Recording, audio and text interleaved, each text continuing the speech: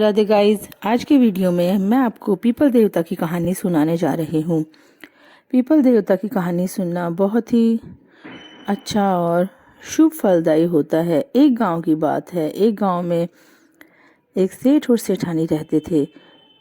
जो सेठ जी थे वे पीपल देवता की रोज पूजा किया करते थे, रोज उनमें जल चढ़ाया करते थे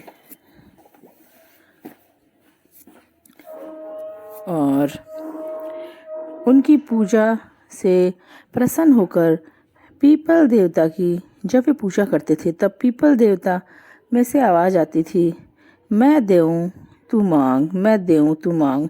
तब सेठ जी बहुत चिंता में रहने लगे, बड़े दुख में रहने लगे। वे सोचते कि मैं पीपल की पूजा करता हूँ तब यह आवाज कैसी आती है।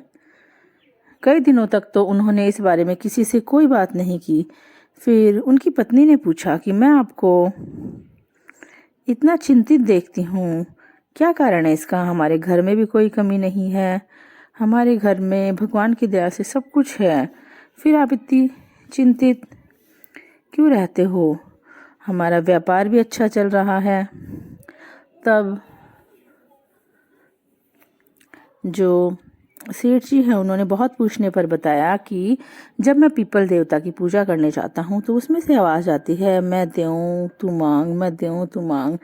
तो सेठानी ने कहा, जो पीपल का वृक्ष होता है उसके अंदर जो देवता होते हैं उनका वास होता है, इसलिए आप कल जाओ, जब आवाज़ आए तो आप मांग लेना, आपकी मनोकामना ज़रूर पूर्ण होगी।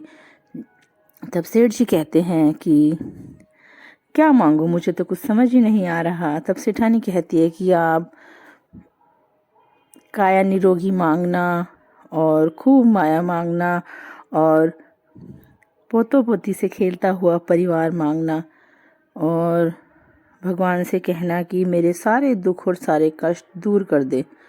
तब दूसरे दिन जैसे ही वह सेठ पीपल की पूजा करने गया और आवाज़ आई, मैं देऊँ तू मांग।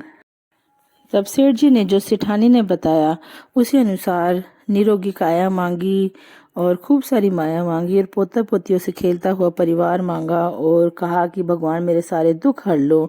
तब पीपल देवता ने कहा, ठीक है, जो तुम मांग रहे हो वह तुम्हें सब कुछ मिल जाएगा।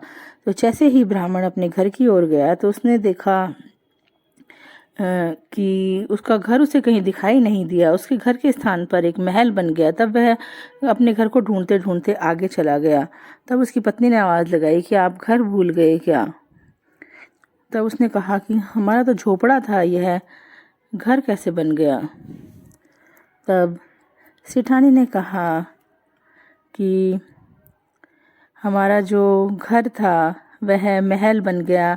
आपने पीपल देवता से जो कहा उन्होंने हमें ज़रूरत से ज़्यादा ही दे दिया।